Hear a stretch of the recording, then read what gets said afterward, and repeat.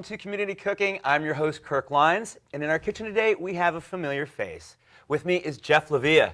Jeff, what's going on, man? Good to see you. Good to have you back. Now, you are, well, you were sort of on your own being as a personal chef, caterer, but you've kind of branched out as of late, right? We have become Mr. J's Kitchen. I've joined forces with two other chefs, and we're based here in Torrance, also serve Long Beach and the kind of surrounding South Bay cities. Okay.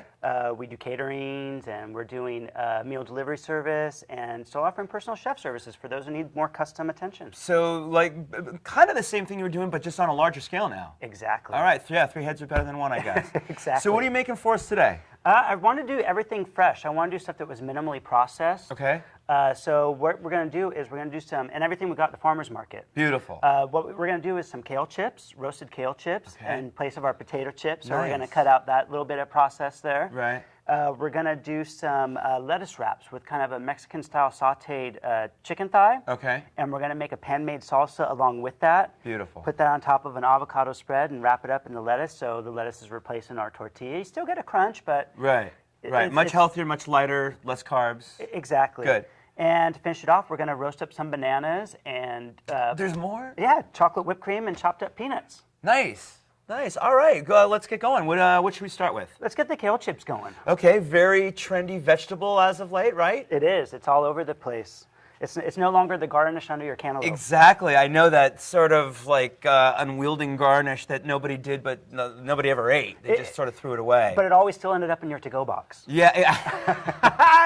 That's very true. It did. No, you couldn't get away from the kale. That's very true. Now people are flocking to the kale. But it's a superfood, you know, and I know that's a bit of a marketing term, but I mean it's just got a ton of good stuff from fiber to antioxidants and vitamins and minerals, and so really, really good, and it's inexpensive. It really is. It's a cheap. I mean, we're talking like you can get a bunch of kale for like 47 cents, you know, and that's you get 2 or 3 of those, and you can make quite a few kale chips. You know what's great about kale is it's available year-round too. I mean. Yes, because it's such a sturdy vegetable. It doesn't need like some very specific climate. Now I noticed that you're picking the spines off of this, and that's just too woody.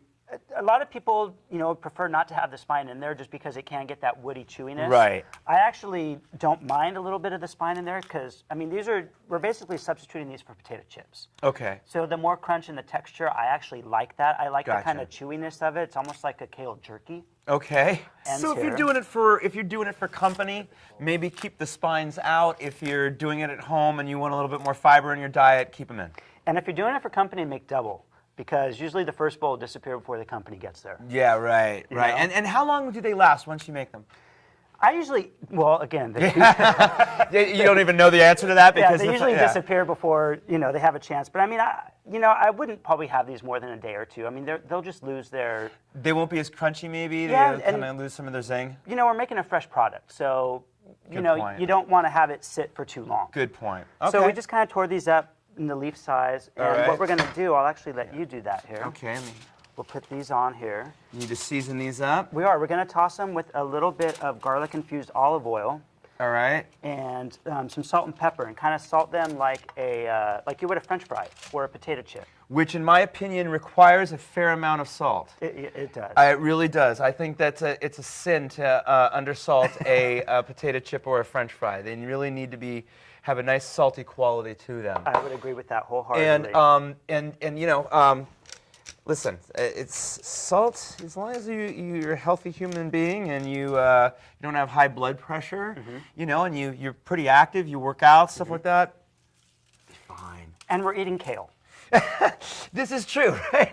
It's like you're going to crucify me over a little bit of kosher salt? Exactly. Like, Mom, I'm eating kale. Yeah. When's the last time I ate kale? Exactly. Well, actually, for me, it was yesterday, but... Yeah, right. Okay, so into the oven this goes? Yeah, 425, anywhere from 10 to 15 minutes, depending on how hot your oven runs. Just kind of check it. Yeah, just kind of check it. Yet another good excuse to keep an oven thermometer in there, right? Exactly. And sometimes, you might like them more burnt. It just really depends on how you like your kale. Okay. But about 10 to 12 minutes is usually the average of what I do. Okay, very good. In it goes. All right. And then while that's going, I should probably get the lettuce wrap started here. I'm just going to add the... I was thinking about something. you know, let's say you get those chips and you get it to like a really nice consistency. What would keep you from like maybe tossing a little dressing and having like a roasted kale salad? Absolutely nothing. That would be delicious. I'm thinking Caesar. Yeah, Caesar. That, and, Man, oh yeah, right? that would be really good. Right, with some Yeah. Parmigiano Reggiano on there? Yeah. Kidding me? So we're gonna get our lettuce wraps going. Okay. And we're gonna put some garlic infused olive oil down. All right. I like the garlic infused. It just kind of gives it that extra little zing. And it's one less ingredient you need to chop up too. It really is. And you know what? You can smell the garlic coming off of that really nicely, actually. Very perfumed. That's great. Now, this is chicken thigh you're putting? This is chicken thigh, just chopped up chicken thigh. You get a lot of bang for your buck with the chicken thigh here. And a tasty product too, right? It is. Yeah, I prefer chicken thigh over chicken breast. Yeah, I do too. And if you know that's funny is like you go to go to a taco stand or something like that and go get like the chicken that it's usually chicken thigh. It is, and that's why it's so good. Tastes better. It has that. And you know, it's really the difference in fat grams between this and a chicken breast. It's minimal. Yeah, it really is, and this has so much more flavor, and it stays so much more moist. And it is right. It's forgiving. So those of you who are a little bit afraid of like how far to cook a chicken breast or how not. It's really hard to overcook. We need a T-shirt that says "We love chicken thighs" or something like that. And hey, that's our next venture. So we're just going to season this up with just a little bit of kosher salt and pepper. Okay, I'll get the pepper for you. And again, we want to keep this, minimal. We're using fresh ingredients, so we want the ingredients to really speak for themselves. Absolutely. They're pretty soon here. We're going to pan make our salsa in this. Okay. So it kind of makes and it cooks in its own sauce. Okay. And we're just going to do that with some Roma tomato, some jalapeno, some onions, some garlic. Do you want me to so start chopping anything? Yeah, let's go ahead and if you want to handle the onion, I can get some garlic going. Absolutely. How much onion do you need and what kind of chop? You can. I'm a big fan of onions, so there's never enough for me. Okay. You can just do a nice, large dice. Okay. All right. And I'll get some garlic going here. But it's just, I like to get the onion in nice and early in the process so it can caramelize along. Yeah, you don't want like bigger chunks of like raw onion in there. I would that's just imagine. never It's quite not appealing. Okay, so this is a cooked salsa. It's not a pico de gallo. Exactly. All right. It's a pan-made cooked salsa. I like that. So is this something that you would make for your business? Like we would. I mean, this is a fresh item that we would serve. Something that could be delivered to your house and you could have that night. It's a really nice, versatile, and if you don't like chicken, you can really substitute whatever you want in here. I mean, if you want to do ground beef or, stir-fry strips or ground turkey, whatever you like. Yeah, absolutely. Why not, right? I mean, I like chicken. I like the chicken thigh. Yeah, I do too. Again, where's our T-shirts? They're coming. So we'll just get this Should we going give that here. a little stir? Yeah. You got a spoon over there for me? Sure do, right here. Okay. All right, so I got your onion. Just go ahead and add that to it. That can go in now. Okay. All right. There you go. Put this over here. I'm going to chop up some garlic. And if you like more onion, put in more onion. That's what's great about cooking with fresh food. Right. And a lot of times, Once again, forgiving. and when you're cooking with stuff fresh, it's going to have a different flavor. Just chop that up nice and small. You want me to seed it? Sure, please. Okay. Well, again, I like it hot. So I usually Keep it don't hot, then. seed my jalapenos. Okay. I'll just put it right in because I like that extra heat. Okay, but if you were looking to cut down on the heat a little bit, use it more for flavor than heat, Then take you the would seeds out. Seed it and then take that center. Right, but we're not going to membrane worry out. about it. No, we're not. And I got some nice fresh garlic I'm just going to chop up. And I always like to have, when I'm cooking with jalapenos, especially if I'm cooking for my clients, you have to be careful, or if you're having guests, you don't know what their heat tolerance might be. Uh-huh. Yeah, or kids. Exactly. So what I like to do is have a little taste of the jalapeno before I put it in, just so I know how hot it is. Not every chili is created equally, correct? This is true. One going to be enough there? I think so. I think so too. Okay. And we're going to add some garlic here. Should I get going on some tomato? That sounds great. What are we looking there? Another kind of just a dice, like a Exactly. chunky dice to Because the it? tomato is going to cook down and kind of create a nice juice. Right, okay, that makes sense, yeah. And this just, too bad you don't have smell-o-vision or something, because this just smells delicious already. What, nobody else has smell-o-vision? I got it in my house. I can smell the jalapenos. I know. I can feel the jalapenos too. You can feel it, right? A little bit. But that's good stuff. That's that capsaicin kind of sort of burning off. Exactly. That's really good for you too. It's got a lot of healthful properties in it. Right in the pan? Right in the pan. Oh, it looks great already. It looks fresh. It looks beautiful. I mean, who wouldn't want to eat that? I know, right? And talk about something that you can kind of like whip up on a weeknight. Do you need more tomato? Should we get another tomato now? Sure, why not? I mean, my gosh, we got the chips, the kale chips going super quick. This is like super quick. This meal can really be done in 45 minutes, under a half hour, depending on how quick you are in your kitchen. Exactly. Easy, yeah. I would say in a half hour, no problem. And then say you want to take this for lunch the next day. You just keep this separate from your lettuce leaves. Take your lettuce leaves, and you're good to go. Throw this, heat it up really quick. However you heat up your food. Right. I would say that'd be perfect. That good right there? Yeah. Okay. And I'm going to add a little salt and pepper here so we can season each layer. Yeah, because there's a lot of water content in those veggies, so. Yeah, that's going to make a nice, yummy sauce. But look, it's already sort of bringing out a lot of the liquid from the vegetables, and it's just all kind of combining and smelling really, really good. And then right before we serve this, we're going to add in some fresh cilantro. Okay, do you season this up with any spices or anything like that? I don't, actually. I like the ingredients to kind of speak as they are. Okay. If you were to add some. If you were, depending on how you wanted to go with this. I mean, if you wanted to go. Well, let's keep to Latin. Let's keep to Mexican. Then you could probably add some cumin. Absolutely. You could add some chili powder. Oregano. A little bit of like a little bit of oregano. Mexican oregano. Mexican oregano. Absolutely. You could. Or a little coriander. You could add a little coriander. Yeah, all would be nice, but then at the same time, you don't have to, and this is still going to be delicious. Exactly. I mean, I was trying to keep it.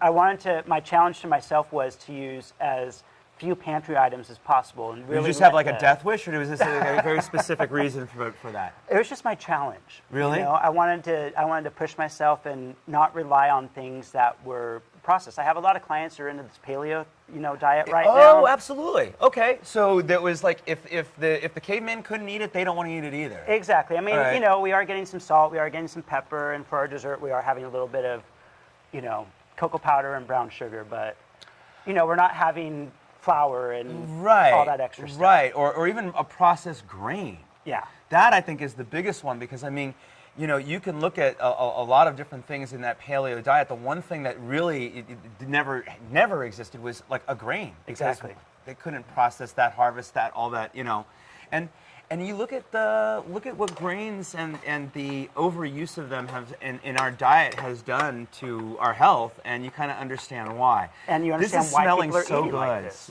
I love how there's almost a viscosity to the sauce that's sort of happening. It's making like a kind of a gravy, if you will. And it does, and it just goes great under the on top of the lettuce wraps. And one of the other things that we're going to do for the lettuce wrap is make an avocado spread. Okay. So if you want to hand me an avocado, I can work on those. Okay. This one's a little softer. Do you care? Or sure. It's a little bit softer. Yeah, this one's. And I want to keep the avocado spread really, really simple. If you're going to make it ahead of time, and when I say simple, I mean we're just putting salt and pepper in it. Okay. All right. I gotcha. And if you want to keep it, if you're going to make it ahead of time, you can add a little bit of lemon juice or lime juice just so it won't So that it out. keeps its right. Okay. Exactly. All right. I'll do some. I do an avocado cream. I thought you were going to do an avocado. Yeah, I do an avocado. You want me to help you with this? No, I got it. Chopped up, or how you? We're just going to put it in a bowl. We're going to scoop it with a spoon, and we're just going to mash it with a fork. For you. One of the things I like to do is I'll put a little avocado with some lemon juice and a little bit of olive oil through either a food processor or a blender, and you can it becomes like a cream that you can squirt out of a bottle and use that as a garnish on so good. different I've done that things. before. Here's ceviche in endive lettuce cups. So in other words, you don't need to you're eating it and not on chips or anything. Endive lettuce cups, ceviche, avocado cream. Oh, that would be so good. There's something for your paleo clients. There you go. Right? Feel free to use that, by the way. I will. Just got to credit me every time you do. I will. Or call me up or whatever, I'll take a picture of it and send it to you. Instagram. There you go. There you go. That's Instagram, awesome. Mr. J's Kitchen. There you go. Right.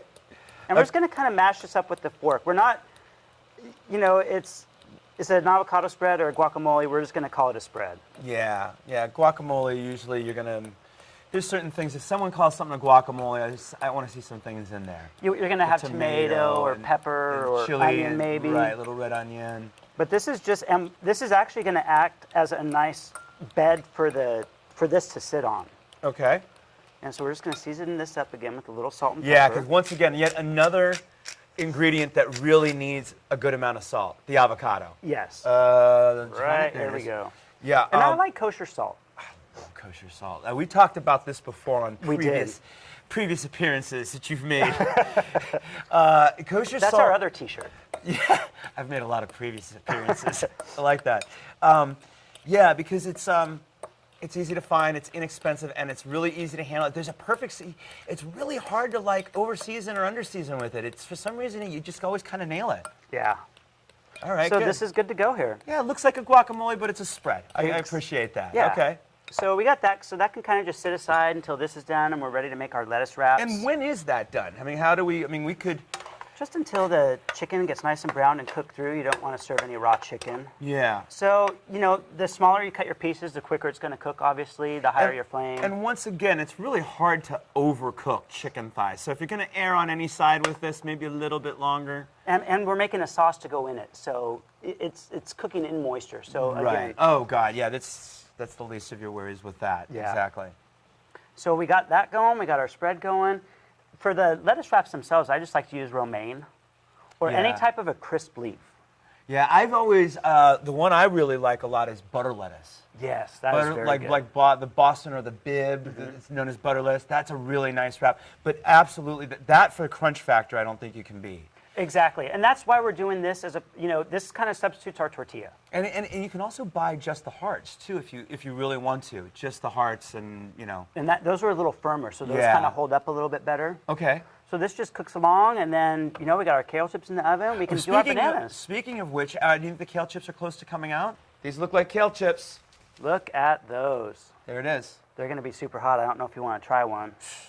That's never stopped me before. Yeah, we have chef's hands, burn fingers. Exactly. You know what? They're great. And what I like about them, they melt in your mouth. They do. There is, And they give you that nice texture and that crunch and that salt. and there is a lot of fiber in that vegetable right there. Yes, there A is. lot of fiber. One of the most interesting dishes I ever had, I was in Italy, I was in Florence. And what they did was, they prepared like a pasta, it was a linguine, and they almost did it like aglio olio style, where we're talking sardine, olive oil, garlic, crushed red pepper, parsley, very simple preparation. On top of it, though, what they did was they plated it up, and on top of it, they took kale and they deep fried it. Ooh. And mounded it on top. So it was all meant to be mixed in, and then Parmesan cheese, all meant to be mixed in. So as you ate this like soft yet chewy pasta, you got the crunch of the deep fried kale. Oh, that's so good. Awesome. Now, I love deep frying kale, but word to the wise, if you deep fry kale, Make sure there's no water, number one. well, no, there's water. There's nothing you can do about it. You need to like literally put it in and cover it with like that fast. If you don't, you would be cleaning up oil splatter off your kitchen. Trust me, it happened to me the first time. So you'd be cleaning up for a while. I trust you there. Okay, so bananas.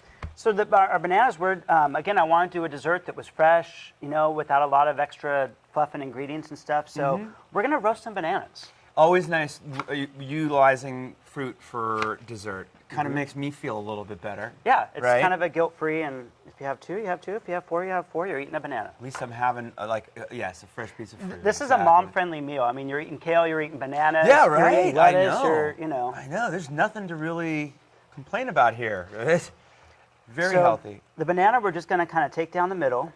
Okay, so cut it lengthwise. And we're just going to, sometimes it might break a little bit, but that's okay. And we're just going to put it in the pan All right. here. Should we do two? Yeah.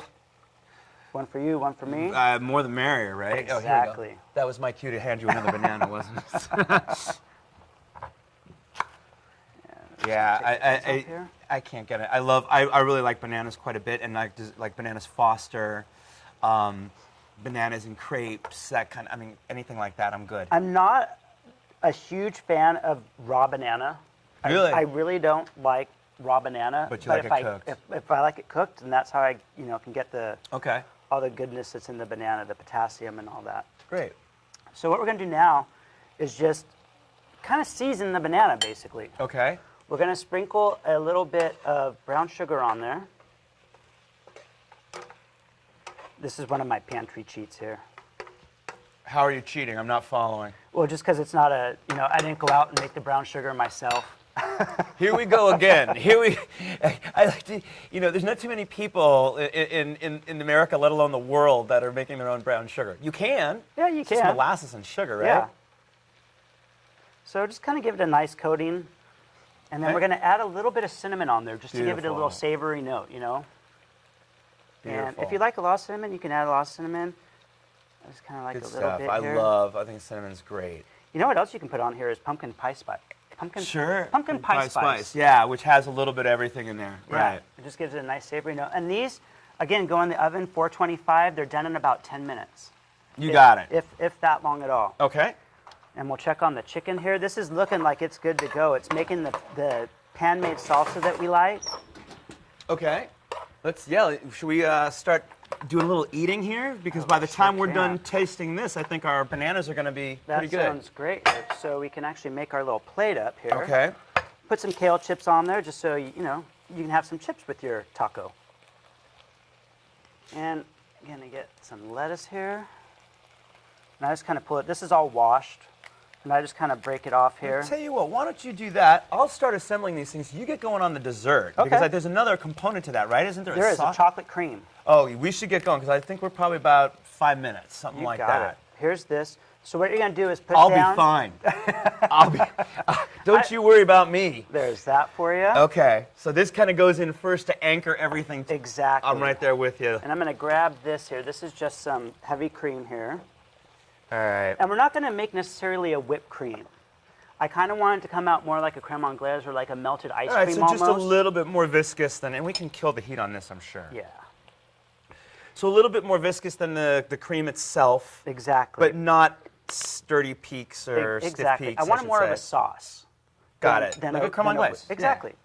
And we're going to add a little bit of cocoa powder to this. Okay. I'm not going to sweeten it because... Are you going to make a comment how this is process or this is your pantry cheat? Well, no, I went out and got this morning. Are you kidding You me? harvested I made it? the cocoa powder. Okay, my bad. I flew all the way down and I made this. You're quick, man. That was good. I don't know what you're talking about. I made that cocoa powder. That's Jeff Brand. And we're just going to use a whisk. If you want to use a hand beater, you can, or an electric beater. And you're basically just going to work this cocoa powder in here. If you want to sweeten this, you can. We sweeten the bananas, and the bananas themselves already have Yeah, I think you're good, right? sweetness to them. I think you're good. And I mean, if you're looking to cut down on sugar too, I mean, get your sugars naturally. And let's just kind of work the cocoa powder in there. It's also a workout. I'm doing a new workout DVD based on cooking. On whisking. Works the forearms and everything. Nice. And you can even see just in the few minutes that I've been doing this, how it's already kind of... Yeah, definitely thicker. You're almost there, actually, right? Yeah. That's kind of what you... Exactly. I don't want a completely firm... And again, when it hits the bananas, it'll melt a little bit and make its own sauce. Okay, I think we're good there. All right. And this is ready here. Beautiful. You know what? We had some bananas that we kind of started earlier. Can I go bring those out? Absolutely. All I'll right. get a plate here and we'll be ready to go for them. Oh, yeah. Yummy. Major yummy. Oh, look at those. Yeah, that's great. Here, let's do this. Set that there. Good. All right. That looks great. Look, we got this nice, and we can actually do a little garnish here of cilantro. We didn't throw the cilantro into the chicken, or did we? Well, kind of we forgot didn't, that. but we were gonna put it on at the end anyway. Oh, so okay. It is more just like a sprinkle. I don't like to put my cilantro in while it's super hot because I don't like it to wilt that much. Right. Yeah. I think it's as a fresh herb. I kind of want it more on the fresher side anyway. I don't want it cooked in either. Yeah. And if you put it in too early, it can kind of make your sauce bitter. Oh, okay. Okay. Yeah, I could see that. All right. So we've got use some of these real pretty parts here to garnish. Yeah, that's great. And what's great about this is so much of it's finger food. I love finger food. I really do. Speaking of which, I'm going to dig in. As you should. And I'll get these ready as you're taking that bite. I've had one of the kale chips ready, but I'm going to have to revisit that. But this is going to be next. All right. It's like eating a submarine sandwich a little bit. Yeah, it is. Or a hot dog or something. And you still get that crunch. That's delicious. Over here. I mean, that's really delicious. Thank you. So good. And it's easy to eat healthy when you have these flavorful ingredients like that. You know what really works is that avocado spread underneath. It gives it that richness. It's like avocado mayonnaise. Yeah, it is. Or like That's exactly what it is. That's so good. But it's a good healthy fat. It's good for your heart. Really healthy. Yeah, that's delicious. Don't mind me. I'm gonna devour this. As you should. I'm just gonna add some chocolate. Excellent. Maybe we'll serve it with a few lime wedges or something. Wow. Yeah, and a lot of different variations here, from the lettuce you use to the meat you use to what you put in there. And there's so many textures. To the ethnicity. You can make these Asian. I mean, great. We're gonna add a little bit of cocoa powder on here just to make it pretty. Nice. Look at that. And there's your dessert too, which is nice and fresh and. Okay. Let's put this down for a second. All right. Now, do we have a fork over there? We sure do. Look at that. Really, really nice. And this is the smell of cocoa that's coming off of there right now. And you could really dress these up even more too. Yeah, right? You really can. I mean, you can you could kind of make a faux banana split if you wanted to. Yeah. Or even, how about this? How about letting the ice cream melt down again into like a little bit of like a creme anglaise that way? Yeah. You know what I mean? Exactly. That's another way to do this. Yeah, and that would be just delicious. That's yummy. And it's it's nothing but goodness in there. It's not overly sweet either. I mean, I don't like a super sweet dessert. the sweetness is right on the back end. What you really got to get into the banana there to get the sweetness, because it's sure not in the cocoa sauce, the whipped cream sauce. That's really good. Well, thank you. And I'm really loving this too. I mean, I'm gonna revisit this. I'm going back to this. Thank you. Yes. Clear my plate here. Nice job, man. I mean, farmers market fresh. You hit the paleo thing, I think, right on the right on the nose. And I mean, we did 3 dishes here in under a half hour, and we prepped it all here. Yeah, we did. This wasn't anything that was like prepped beforehand or anything like that. This all sort of happened here, and it's all delicious and fresh. And Jeff, thank you so much. My man. pleasure. It's always good to Appreciate see it. you. This is Community Cooking. I'm your host, Kirk Leins. Join us next time. Back to food. This is great. I really like the avocado in there. I think that's what makes it for me. Yeah.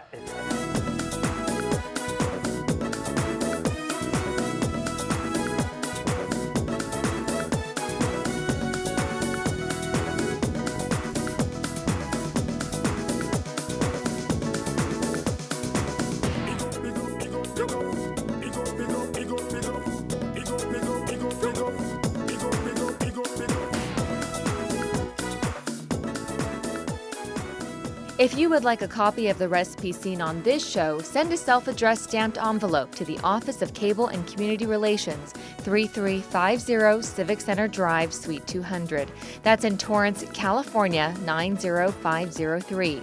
Be sure to note the show number and the date you saw the show. And don't forget, you can find all the fresh ingredients used on today's show at the Farmers Market. Visit the one here in Torrance at Wilson Park. They're located at 2200 Crenshaw Boulevard. They're open every Tuesday and Saturday from 8 a.m. until 1 p.m., rain or shine. And if you'd like to be a guest on our show, give us a call at 310-618-5762 or email us at communitycooking@torranceca.gov.